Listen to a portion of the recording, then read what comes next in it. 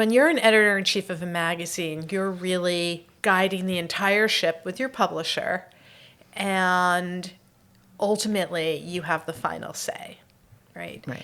When you work in retail, you're guiding the content, but the merch and the marketing ultimately have the final say. Welcome to a Life Creative Podcast. I'm Melania Gomez. And I'm Marcy McGoldrick. This is the podcast where we share stories, support, and advice for the creative community while they navigate their careers. Whether you're running a business, pursuing a passion, or just trying to connect with other creators, we're here to bring you practical tips, insights from experts, and a little inspiration. Today we are chatting with Nancy Soriano, a creative in both the world of editorial and e-commerce.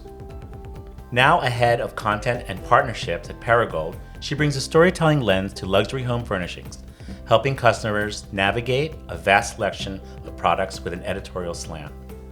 I was introduced to Nancy through my work at Perigold as an interior stylist. Originally from Long Island, New York, Nancy was serious about modern dance, training at SUNY Purchase, and then pivoting to an art history degree at Bard College. Her passion for culture and design came from her mother, an antiques collector, shaping her eye for aesthetics. Ultimately, she found her true calling in publishing. She worked at Country Living magazine for 10 years, eventually becoming editor-in-chief. She expanded the magazine into books, TV, specials, and even the Country Living Fair.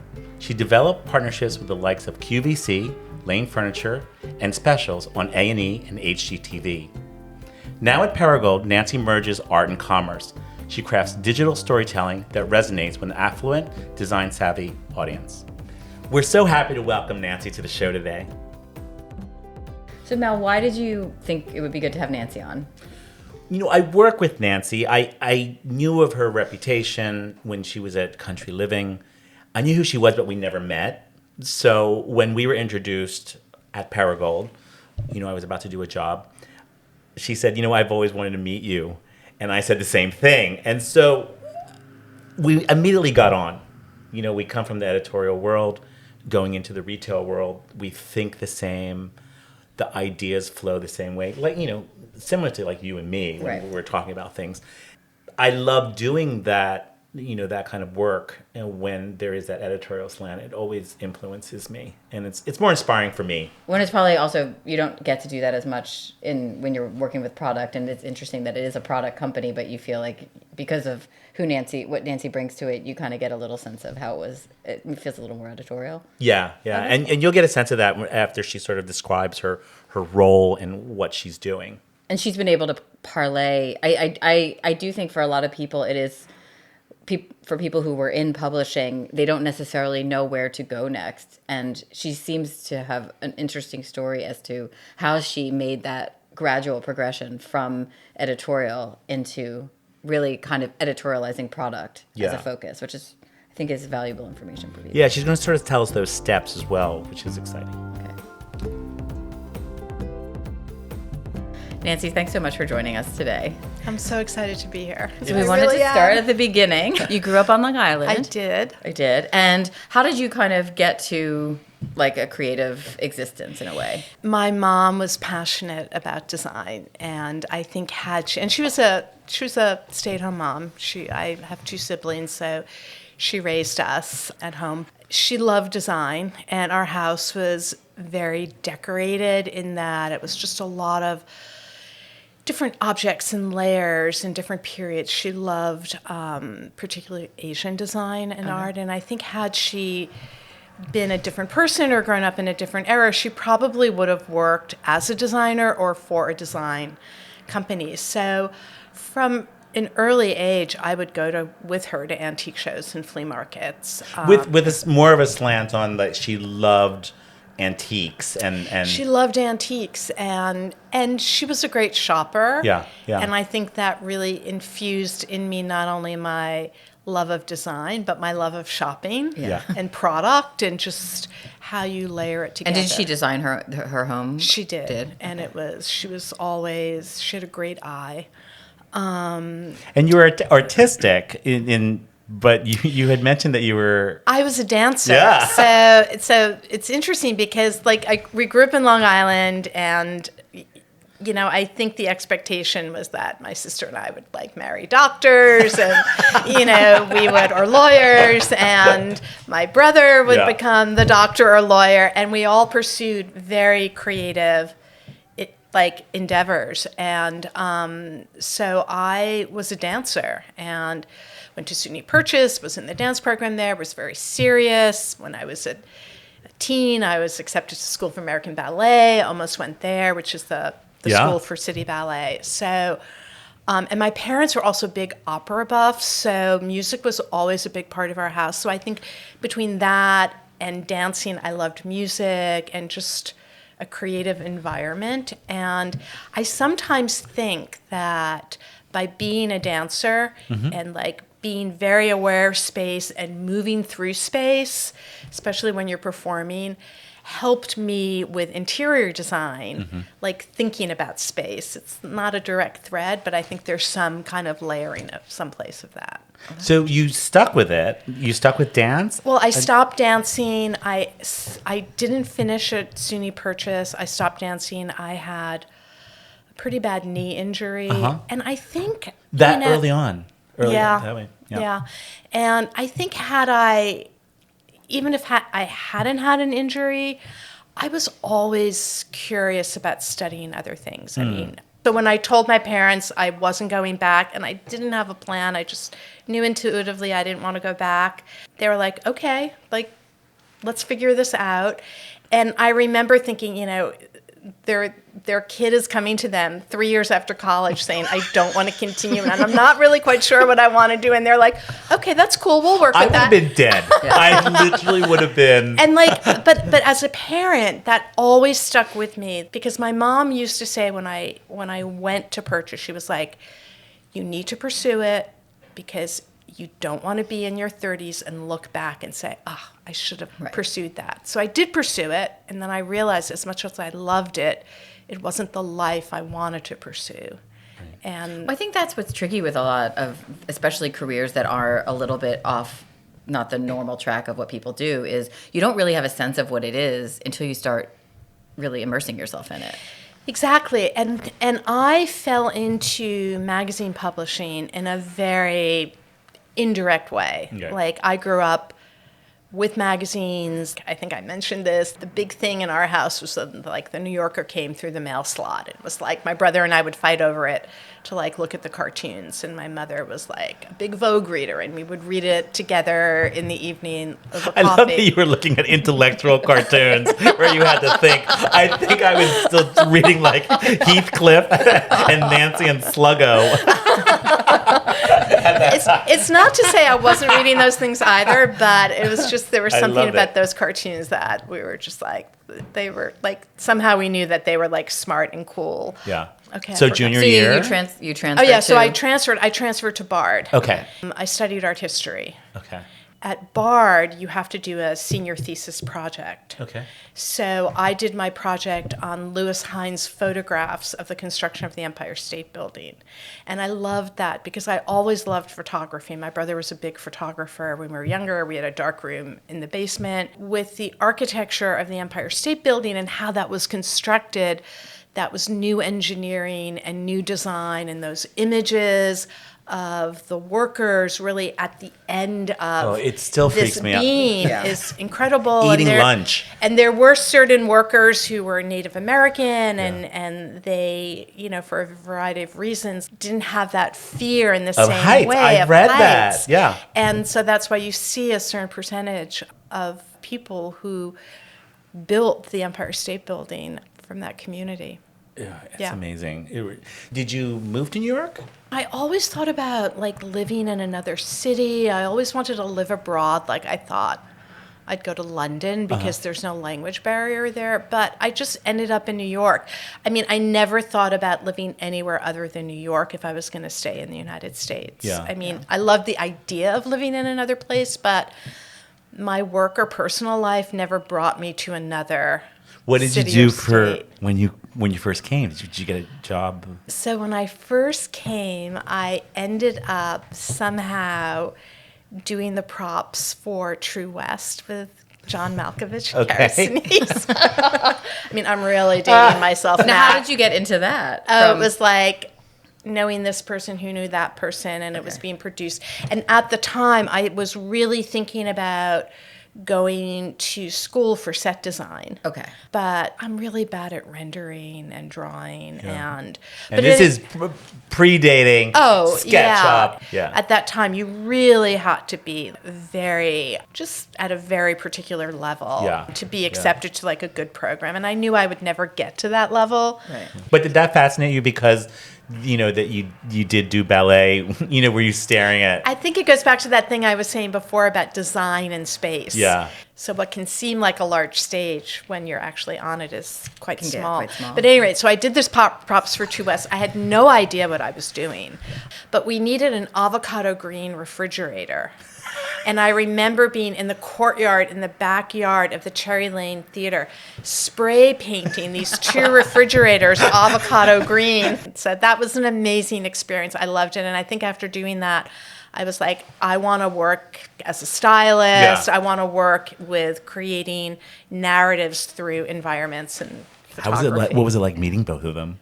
Was it really nice? Okay, so I have a story about John. It was great. They were both great. Okay. John used to stay in character. So Like method. The whole yeah. time. So on Sundays, we had maybe like an hour between shows, and it took a solid 45 minutes to clean the set. So there was a deli on Hudson Street, and I went to get a sandwich, and it was one of these delis where all the way in the back there was like a bank of refrigeration. Yeah. And I see this person who looked really savory, right? Just like, kind of like a street Looked like he was just person. beating some stuff up. Just like, I don't know, just kind of like lumbering around. And then I didn't think much of it. It was just sort of a mental note. Checked out, paying for my sandwich, and there's John in costume, the whole thing. For the hour he stays in. Yeah, and that particular day. Yeah, I mean, yeah. after I did True West, a friend of a friend told me that they needed temporary help at Cosmopolitan magazine. This is how I got into Cosmo. This is how I got into the magazine industry. Okay. It was like very like by chance, because I didn't know that people styled photographs for magazines, and this was really at the very beginning. And this is like when Cosmopolitan actually had food and lifestyle. Yeah. And Pat Sadowski was the editor of, I think she's since passed away, but she was like the food and lifestyle editor there. And they needed somebody, it was before Pat came in, and Jane Markley was there, and they needed somebody to help.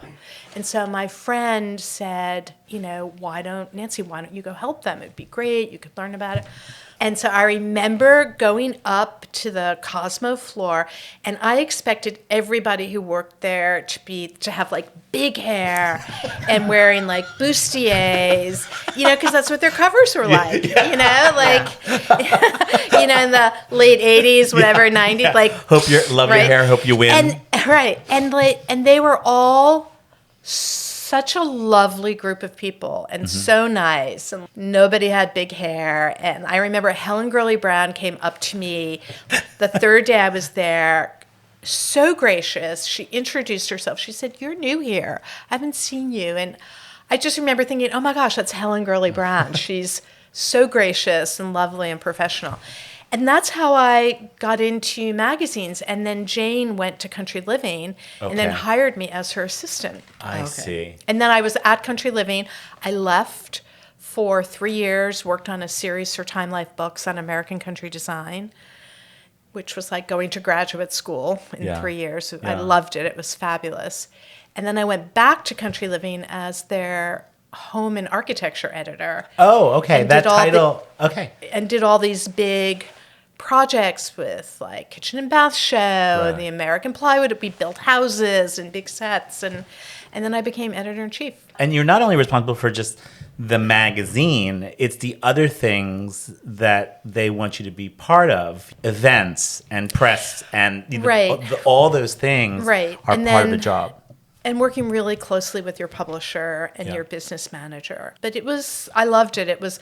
I think I was very, very fortunate in that I had a fantastic team, and we had this period. Magazines were still robust businesses, or at least important businesses, like the business model. Yeah. I was able to sort of bring this notion of what country is and what country could be to sort of that next level. So I it was remember just- country living, not only did American country, French country started becoming a thing. And then, you thought of the magazine if you were going to a flea market on what to look for, even simple things like introducing tongue and groove or, Exactly. like those materials that it's- defined.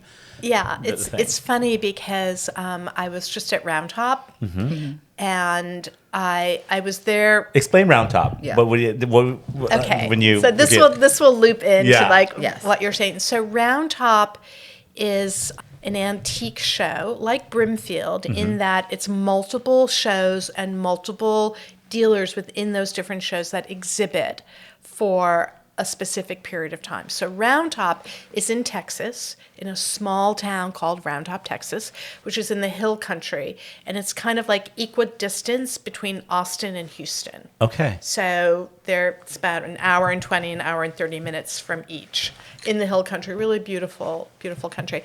And the show has been around for 20 or 30 years. Really? And it started as the Round Top Antique Show, and that was a more sort of formal American country show. And then the Marburger Show happened, which is still my most favorite show at Round Top, and that's a tented show. Now I think it has probably about 8 different tents. But we being Country Living, we photographed Round Top. And when I say Round Top, like different events at Round Top multiple times. Is that where you think you got the idea for doing it fair? for Country Living? No, actually, I got for the Country Living Fair, and I felt like I was like a dog with a bone for years with the Country Living Fair, because I would bring my proposal for the fair to like the budget meeting every year, and I'd be like, She's carrying that folder again. "That's exactly right. That's exactly what like Kathy Black would say." Okay, Nancy, give it to me. Let me hear it again. But I finally, it really speaks to like knowing when to be tenacious, like Yeah. knowing when to back off on certain things, and Yeah. knowing when to like really push. Yeah. And so I finally was able to work with. It was Stella Management at the time. And they did the peer shows, and I finally proposed, and I was like, if we're going to do this, now is the time, because we're never going to be able to do it at a better price and a better opportunity. And if it doesn't work, it doesn't work. It seems like And it was more of an opportunity to kind of really engage your audience and bring people in and kind of... Right. So my feeling was that, one of the things that I really experienced working with my publisher is that a lot of advertisers and certain levels of customers, they all had their own idea of what country was. Some people thought of it as country with a K. Some people thought of it as country in the Hamptons. Some people Yeah. thought of it, it was like Yeah. darker Yeah. woods. And I felt that the event would be a great way for people to experience what country style is, Yeah. with fabulous makers and artisans, antique dealers, like bringing together the makers and the dealers Yeah. into one curated space. And for the first 3 years that I did it, that's what we did. And that job, you have to do books, and then, were you doing? So the book program existed, but working with the book publisher at Hearst really grew that to about 10 books a year. 10. Yeah, and most of those books were produced with repurposed content. With content, and then you kind of fill in the. And then we would, And then as we started working with different individuals, we published their own books. Oh, I see. So we branched out in that Almost like way. an imprint. Oh, yeah, exactly. Yeah. That's great. Yeah, it was very cool. And I think you were saying you believe that commerce and content can align, and it feels like that's kind of the beginnings of that thinking for you. Is that how you... It is, yeah. It's when I was at Country Living, I was always thinking about how to bring the brand to life, because there was this, everybody had an individual idea of what country was, and not to say that country is a singular thing, but I wanted to sort of create an environment where people could sort of like fall in love with the same product, even though this person might be more of a modernist and this person might be more of a traditionalist in terms of their design sensibility. When I was editor, I think it was like the last 18 months I was there, we launched the Country Living website. And it's so funny because also at that... It was that late, the website of... Maybe 2 years Yeah. before I left. Maybe 2 years. We hadn't been doing it for a long time. Right. And I was very bullish on getting the site up and experimenting with it. This is a great moment to take a short break. So we've had about 15 episodes. We're Can you 15 believe it? episodes in. Yeah. And we're kind of thinking we're going to try something new, and we want to ask the audience for a little help with it. So we want to ask them if they can send us some questions. We want to address things. If there's things you want us to address that you're curious about, or even with particular guests that you found that you have more information you were looking for, or just ideas that you think would be fun for the show, I think it'd be great to ask our listeners. Send us some questions. Yeah, You can get to us through I'd love that. our website, www.alifecreativepod.com. Or if you want, you can send us a DM through Instagram. So post Country Living, what were you doing? Country living was like everything to me, like my Yeah. team You and what lived we were it. doing. It was like I lived and breathed it 150%.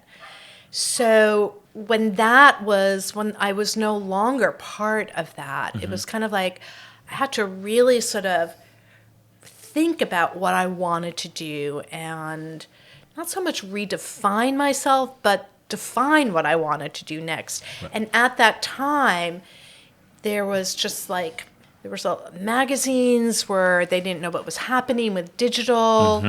They were Digital photography everything. started. Exactly. That's exactly right. Everything So- became a little faster.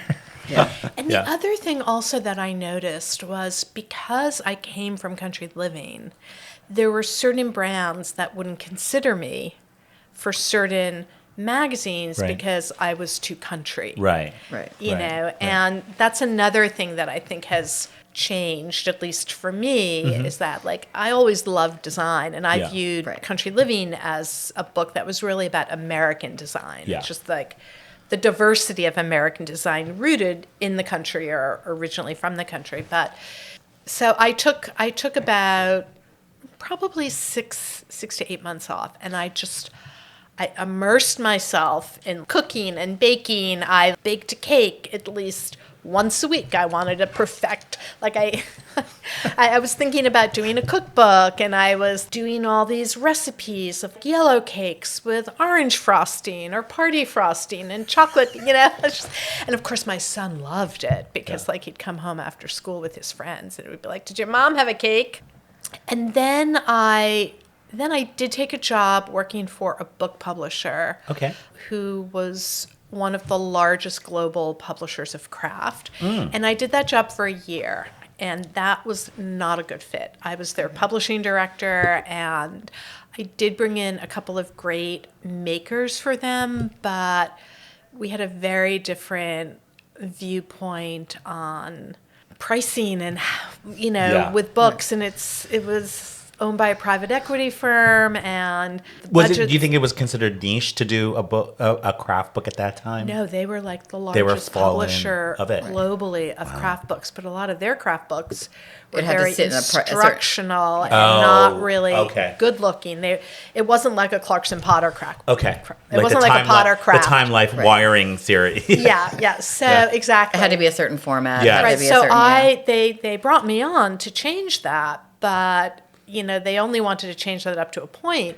And there were certain artists in the quilt industry, in the, you know, food industry who I wanted to bring in, but I was like, you can't do this type of book for this particular person. You need to have beautiful end papers. It needs to have this kind of spine. It needs to have this kind of photography. And Yeah. it just wasn't in their budget. And it was like, okay, that's your business. That's not for Not me. yours, yeah. So I left. And then but the great thing that I did there that was really interesting is I did work with these legacy, one or two legacy businesses, which were like not in the New York area. They were down south, and they were very well known sewing industries and lace businesses. And so I took that content and I bundled it into bundles of like patterns that you could buy online and you could download. So that was a very new thing For the publishing company, Okay.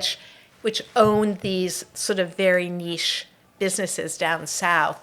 And that was a great experience because nobody was really doing No, that. they didn't. I don't think they knew what they were sitting on. Exactly. And then I worked with them on taking that content and building websites for them. Yeah. So that experience was so beneficial because it really introduced me into taking physical content, patterns and things like that, and how to sort of leverage them digitally. Right. Yeah. For the Which customer. is, we talked to a maker who that was part of their brand is to do things for, I think Glowforge was the company where she provides the design and it's a downloadable thing Exactly. today, Right. which is Yeah. a lot of crafters Yeah. depend on. Yeah. Well, especially for things like patterns where it's really is, if you have a beautiful image of the finished piece and then the pattern that's enough with an interior, it's a little bit of a different thing. Yeah. You kind of That's need exactly to see right. a little bit more. Yeah. So it's like And then taking the content that you... Exactly. Yeah. And then, of course, as the technology was evolving with printing companies who were specifically able to print for patterns downloading,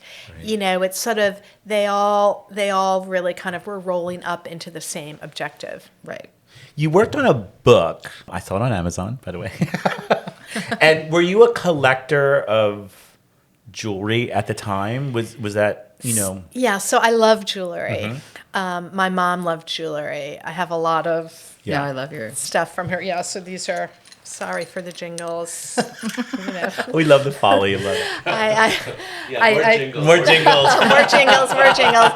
So, I make these necklaces, but the book kind of happened by chance. Okay. It's called The Jewelry Recipe Book, and it's published by Artisan.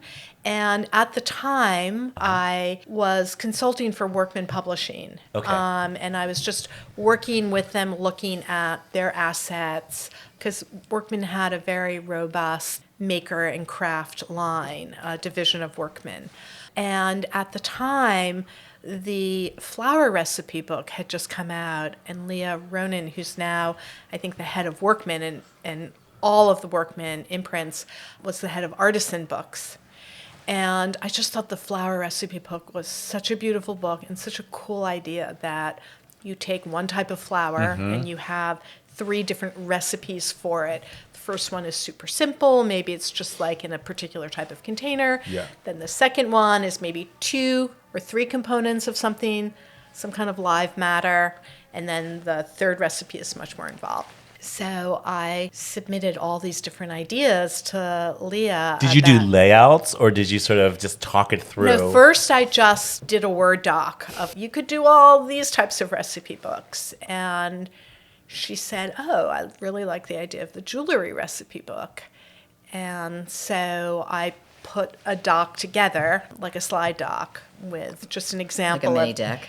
a mini deck, thank you, of maybe 10 different materials and 10 different possible designs. And So it's taking vintage. so vintage? basically, so what the jewelry recipe book Yeah. is it's really taking unusual as well as traditional materials to create different types of jewelry. Okay. And there are 100 materials. Okay.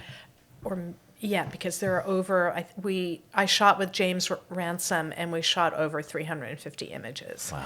I mean, it was a labor of love. But so I got this go ahead to do the book, which I loved, and it was great. And because I had worked with a lot of women artisans at Country Living, I knew several jewelers who did like really great vintage. And then, because I'm not a true maker in that sense. I mean, I can make necklaces and stuff with jump rings, and I do that all the time. But, some of the projects that I concepted, I didn't think I was able to sort of execute. Yeah. So I hired mean, I made no money on the book, but it was like. But it was a passion project. Most books are Yeah. a passion Yes. project. Yeah. Like, We've learned that. We've sort of learned that. Yeah. You can't go into it thinking you're going to make money. Yeah. If you do, it's like fabulous. But And some usually use that as a portfolio. Exactly. You know, just Exactly. this is what I can do. I produce this. So I hired several different people who were known for their abilities to craft. Some of them had like worked at Martha. Okay. And we did this book. So after the book, you started to work for West Elm? Is that So after the book, I was consulting for Rue La La for their home category. Great drag name. Yeah, it really is. Rue La La. It really is. And then somebody from West Elm reached out to me and said that they were looking for an editorial director. And I really liked West Elm, and It was printed catalog still back then. That was the beginning, we the very beginning, right? Oh yeah, we produced 12 catalogs because we'd have 4 principal catalogs, and then you take the same content from that principal catalog, and then you would just like make it smaller in terms of the page count, and then you'd eventually do like a digest size. So they're really almost taking what is considered like a retail catalog and trying to magalog it, and that's kind of how it worked? Or Yes, was it... and I think with West Elm, they approached their catalogs in that sort of balance of a magalog catalog. Because, you know, all catalogs are very strategically merged in terms of like what's in the front of the book size of the and pictures. what's on And on the cover. It's really evolved in the last 5 years. Before you were allowed to use antiques, or Right. you could find something that was vintage. But then it with evolved. with brands where they have inventory Yes. and they're private labeling it, like a Crate Yeah. or a Pottery Barn, You or have to use it. Serena and Lily. Everything in that catalog is from that brand. Yeah. I mean, they Yeah. are truly merching it. I think the beauty of what those brands are doing is that they're shooting them with the importance and with the focus of like a fantastic location. Yeah. So I think the approach to how a catalog is shot has just really stepped up. Yeah. At Perigold, we're able to, for some of our stories, we're able to integrate antiques into it because we're a marketplace. Yeah. We're not. And your private- customer is a collector somewhat. Exactly. We have a different approach because of that. But You were at West Elm for how long? 6 years. 6 years. And do you feel like it was somewhat of a natural transition, or what felt the same and what felt different from being an editor-in-chief to transitioning to doing something like that? So it's very different. When you're an editor-in-chief of a magazine, you're really guiding the entire ship with your publisher, and ultimately you have the final say, right? Right. When you work in retail, you're guiding the content, but the merch and the marketing ultimately have the final say. Yeah. And it's a subtle, but it's a significant difference because at the end of the day, you're creating that content in that catalog to really build the brand awareness and to create engagement and ultimately to create conversion and sales. Yeah. And it's frustrating for a customer if they see something in a catalog from a particular brand and the brand is sort of saying, here's our new collection with this designer or whatever, and then you see a particular object and the customer can't buy it Yeah. or at least look at it. It's a frustrating And experience. it's always that one thing that they want, is That the one that you don't thing. sell. It was that one Always. antique in the shot. We're like, Exactly. that's vintage. Exactly. And so like at Perigold, we'll include vintage items, but we don't prominently Right. focus on them. And then we also, in the credits, will say, similar to this vintage item. Yes. So Okay, we to let give the them- customer know Okay. that, you know, this is not part of our marketplace, but you can look at something similar. Got it.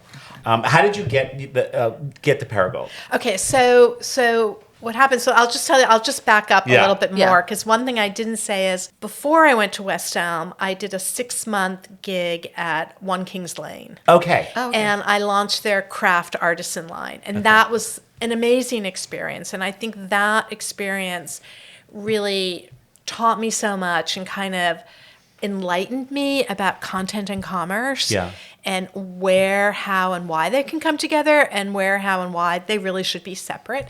So at One Kings Lane, again, amazing team, like fantastic group of people and organization. Like, it was really in this growth stage. It was a very exciting time to be there. Yeah. And I freelanced for them, and it was like guerrilla propping. serious. Marcy, you didn't know what you were shooting till you arrived. And It's like Survivor. There'd be an assistant that wheels in a rolling cart with a bunch of product that buyers have put together, and they're like, go. And you'd walk through, I don't mean to interrupt, but you'd go to this section, like it was a big, massive loft. Yeah. And there was a section segmented off, and you'd walk through, and there'd be all these little bays. Yeah. Like, there was a bay with a fireplace that was white, but like 3 hours later, it's like got striped wallpaper and it's like you blue. painted. You were like, okay, we got to get paint. You got to go to Janovic. You got to get this color, and all within a certain time frame, and it's kind of refreshing. And we were talking about that deadline, that deadline of like, oh my god, this is exciting. We got to get it done, and your creativity really does kick up a notch because you're like, okay, that doesn't work. Try this. They did such a beautiful job. Yeah. I always thought it was like so great. But what I realized there was that, so I onboarded like 100 artisans. I merged the pages myself, which... What do you mean by that when you say you merged the pages? When you click on it. I loaded them onto the page, okay. Yeah. and then I curated, I sorted the order of them, because at that time, you basically sorted the entire page. Now, a lot of sites have an algorithm on the back end which populates the page. Yeah. Okay. But that was such a great experience, because I felt like there I had like gone through this ring of fire, because it was so fast and so intense, and which e-com is. So what that experience at One Kings Lane, when I left there, I really understood the segmentation of content and commerce, and how, if you're a commerce company, that is your primary focus, and the content is there to fuel that brand engagement, all of that. If you're a content company and you want to diversify and get into e-com, that's great. But you're still about the content and how you engage and differentiate via the content. And so having that understanding and that nuance, I think, has allowed me to be successful in this world of content and commerce, because I understand the goals and the segmentation, and ultimately it's about the customer journey. So that really got me into, because you have to think like the customer. Right. It's not just thinking what you want to see. I mean, we're all customers, so Yeah. that's a really important component. But you have to think about the customer, and then you also need to look at the data to see where and how and if the customer is actually engaging with what you're putting out there. Because sometimes they are, and sometimes they're not. Yeah. And I think the data is like so important, but the data informs you. I don't think the data should fully drive your decisions. The data only knows what it knows. Right. Yeah. So it's really essential to incorporate the data and use the data, but then you have to like embrace what the data is telling you, and then think outside of the box. Yeah, it doesn't give you the ideas. It's not going to give you the idea. And I think that's where companies get knotted up, with always doing the same thing. Right. Or you propose a new idea and they're like, well, we have to test that. Yes. I'm like, That okay, loop I is- get that, but And that's the challenge of not diversifying. If you're kind of following the data so much, you're only allowing yourself to innovate so far. And I understand it, because when you work for large organizations, you need systems to keep things moving quickly. Yeah. But you also have to know when or how to step outside of that system to discover something new. Yeah.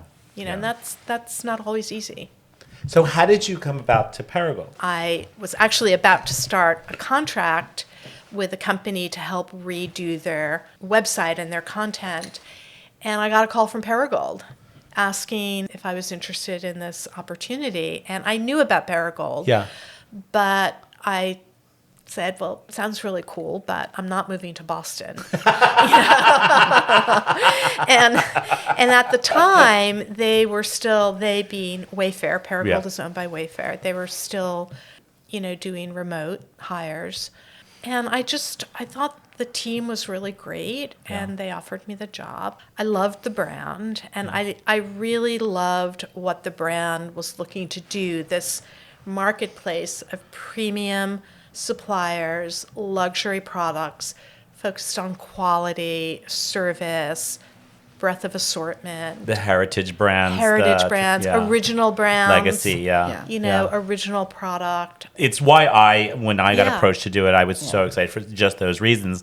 And then I heard that you were coming on. We had never met. I've only heard about you, and I knew who you were from the magazine world.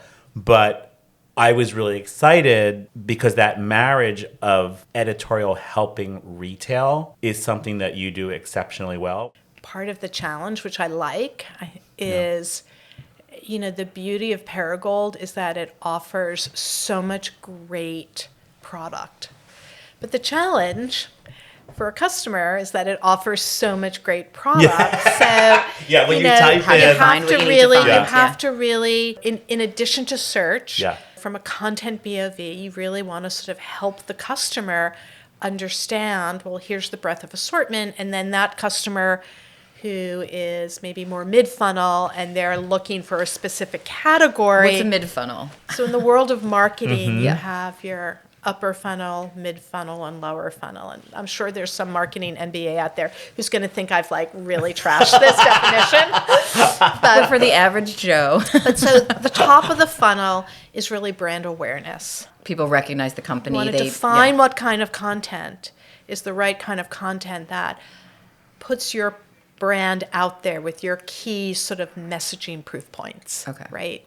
And then the mid-funnel is the person who knows the brand and has experienced the brand and is navigating in the brand. They're in your site. They're engaging with you. They have an account. They probably have an account. Okay. And so they're still looking to discover, but they know the brand. Okay. And then the lower funnel is the person who's deep in the experience and the journey, and they're really thinking about converting, purchasing. Okay. So they've been looking at particular dining chairs or decorative pillows or organic cotton bedding. Right. And maybe they have it in their cart, they've looked at it a lot. And so how do you help that customer feel confident to finish that purchase? Okay. The origin of Perigold,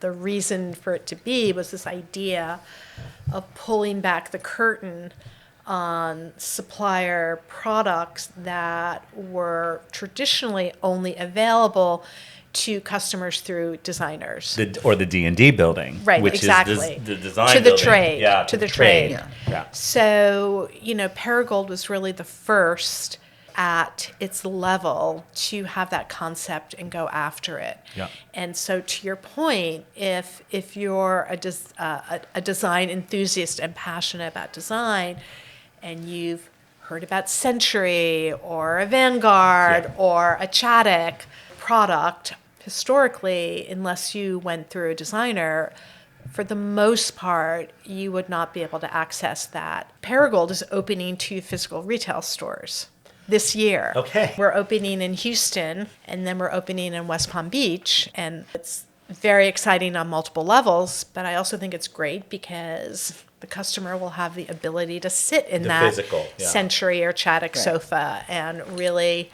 so for that individual customer who might not be ready to make that purchase without touching it or sitting in it, will now have that ability. And then with technology adding into the mix with AI and things like that, how are you kind of using that as a tool and kind AI of balancing is all so of that? interesting because we've seen what some of our organic social will repost some wild, fabulous AI setting. Oh, really? And we say it's AI. Yeah. Okay. We credit the AI creator, and they engage really well. I think there are ways of engaging with AI that we're just scratching the surface on, from like personalization and what customers are interested in, how you create brand moments that are created from AI, but with your products. Yeah.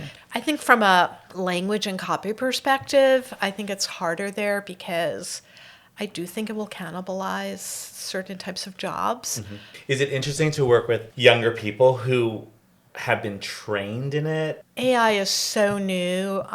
I think we're all, when I say we, it's like The collective we. collectively we're all learning, like whether you're in your 20s or in like your 50s. Yeah. You know, you're still learning it or becoming aware of it. I think what I see, and I don't want to offend anybody here, but this might make me sound very old school, but I feel like because a lot of creatives, writers and designers don't come up anymore through a magazine experience. And when I say a magazine experience, it's not just working at a magazine, but it's like when you guys worked at Martha, there was so much creative energy and it's talent. like a collective of a team. Exactly. Yeah. You know, Yeah. and Learning I kind from of each I other. felt that way with my team at Country Living.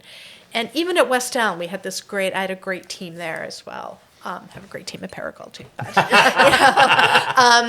but I feel like, to your point, Marcy, this like creative collective, I think people coming up now, writers, designers, they're missing that robust community of creatives where you clearly have objectives. You have to fund and fuel the business, right? Yeah. At the end of the day, you can't just create beautiful things without driving the business.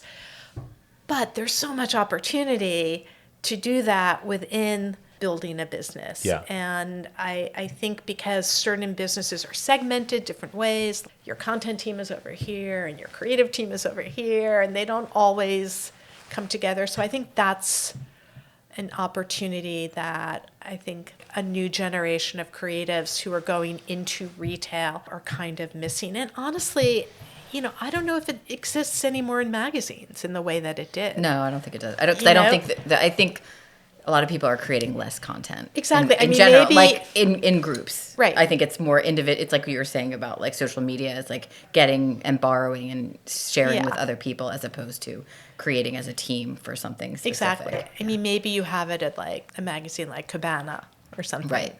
Yeah. Right.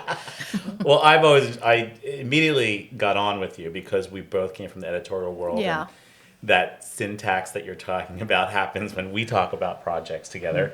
And how about this? And, wait, can we do this?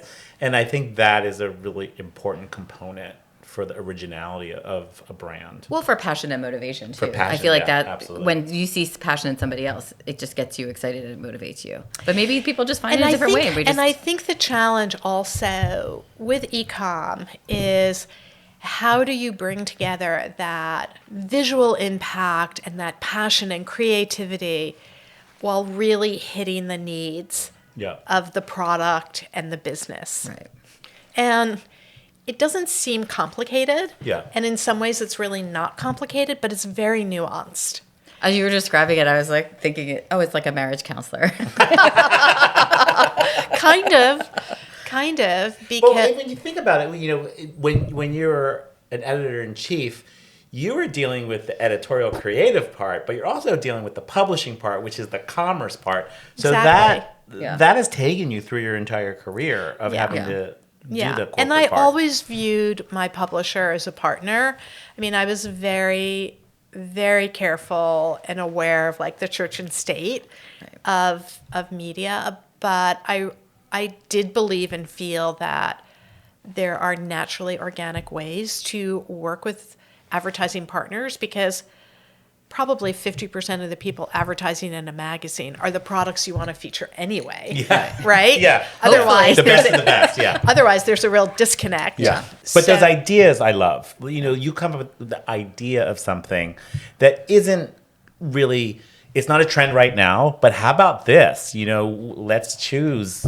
Well, that's what I think, that's where you kind of want to be in a room with other creatives and like push that envelope. Yeah. Because that just makes us all better at what we do. And And I kind of think that part of the reason I'm still in the game is that I'm always looking to see how can I be better at what I do, and how can you take that idea, which we've all done, and just push it in a way that feels fresh. Well, That's a great, I mean, I feel like we usually ask everybody at the end. I feel like you might have just given it to us. But like, what is the best advice that you've ever received from somebody? And then in turn, what advice would you give to somebody else? You have to know when to push, and you have to know when to step back. yes. Like, you really have to like you have to know, is it worth it? And it might be to like really push for that idea, die on that sword. And when it's just like, I don't agree, but I'm just going to step back and be mum. No, that's a good one. So we'll take a quick break and then we'll come back and talk about what's inspiring us this Okay. week. Okay, great. So inspiration. So I love the Marburger show. As I said earlier, I had been going to Round Top on and off for years when I was Yeah. editor of Country Living. And then I hadn't gone back in probably, I don't know, almost 8 years. When I walked into that first tent at Marburger, it was like, oh, like, I don't know. There was something about the smell of like Yeah. old textiles, like unwrapped, and the heat of like the sun, and like basically it's a cow field. Yeah. But what I love about Marburger and other parts of the Round Top show is the vintage dealers, and in the time that I had not been back at Round Top in that like 6 to 8 year period, the whole show and space has just like exploded. It's so much bigger. They now have buildings that are basically open year round, though the Marburger show is only in the fall and spring. But I find antiques and vintage pieces incredibly inspiring, especially wall art. I'm a big collector of it, and I have One of my favorites of Holler and Squall used to have a store in Brooklyn. And I think they're in the Margaret show now. Yeah, they probably are. Yeah. Oh, is that a husband and wife? Yep. I They bought have a two piece of little boys. art from them. Yeah. Okay, in October, when I was there, the day before we were leaving, we went back at the end of the day to Marburger. So went into this booth, loved their space, had seen them earlier in the day, and they had this wonderful little black and white charcoal pencil piece in this beautiful cool white frame. And they gave it to me for like the most insane price. And I thought, I love this. And I'm coming the last hour of the show. And I'll figure out how to get it home. And I brought it home. Now, that said, my friend, I've been helping her with her apartment. And she lives out in Rockaway on the beach. And she's got a really great assortment of nautical paintings. And we were at Brimfield a couple of years ago, and we got this fabulous large sort of nautical vintage painting. So there was this painting at Round Top that was just perfect. I was like, you have to get this for your living room. It's going to like be fabulous with everything else. She gets the painting. The day we're packing up the car to leave, she's thinking, I don't think this is going to fit in the overhead bin. I mean, talk about getting the chandelier through the door, right? I'm like, well, I think you're right. I don't think it's going to fit in the overhead bin, but maybe we can bring it to a UPS store and get it wrapped up. She's like, no, we don't have time. I don't want to pay for it, all of that. So on the front porch of this adorable little place, she and I are taking apart the frame. Oh my gosh. It is canvas. It was canvas. It was painted on a board. Okay. So the frame, without the though, frame, Made it the bigger. frame made it much larger, but it was such a great frame. Yeah. We didn't want to destroy the frame. It was all beveled and everything. We took apart the frame. Don't ask me how we did it, but we're wrapping up some other device, banging the frame to loosen the nails. We took the frame apart. We fit it. It just fit in the overhead bin. And then she put the frame back together, and it's on her wall in her living room. Yeah. And you, Marcy, what's inspiring you? Well, it's actually from you, Mel. Oh, my goodness. Yes. Okay. So Mel has these great pillows, and I was like, why are these pillows so heavy? I love them. And he's like, because there's 2 pillows in each one. And I was like, oh my God, you double down. So I love that. Are they feather pillows? They're a feather pillow, so for a 24 by 24, get a 20 by 24 and then get a smaller one, like an 18 by 18. Oh, you didn't tell me that. So it's Oh, sort you of put like it the in the center. middle. Yeah, the center is That really, is so really smart because stiff. I usually get like a 26 Yes. into a 24. Exactly. That is Exactly. so And depending on if clever. it's down feather or, Right. but there's so many manufacturers. I'm excited because I have a bunch of pillows on my sofa, and I'm always having to refold Fluff them up. them. It's a lot of work. Mel, what's inspiring you this week? I don't know if Nancy remembers, but we were at this event at the Met, and we were walking. You and I were walking, and we were just like gabbing. And then we came to this alcove, and I said, "Oh my gosh, I was just thinking about doing this in an alcove of gold leafing it, but this is like antique mirror." And I said, What do you think the reflection would be? And we both were debating, it'll be a double reflection. It'll look like those crazy mirrors that have like the lights that reflect each other. And then I said, well, maybe it should just be a shinier thing. And you said something like, you mean like gilding? And so it was stuck in my head. And I'm like, oh my God, I'm going to look up. When I got home, I looked up a gilding how-to. And so then I was sort of inspired by doing it. And I'm going to try. I mean, I gilded a long time ago, but it's an art to it's do like it. like gilding leafing. Yeah, like gold leafing. Yeah. So I'm actually going to do that on the inside of a lampshade, and we'll post I love because that. I love the reflection of that golden light, and I'm still debating on whether to do two walls facing each other. But I actually researched and trying to find wallpaper that's already gilded, Oh, so so that that's an option as well. yeah, I can give you the names of one or two. Oh, excellent. I feel like we could talk all day. I know. I know. Sorry. Thank you so much for doing this. This It was was so much fun. fantastic. Great. I loved having you. I love being here. Thank you.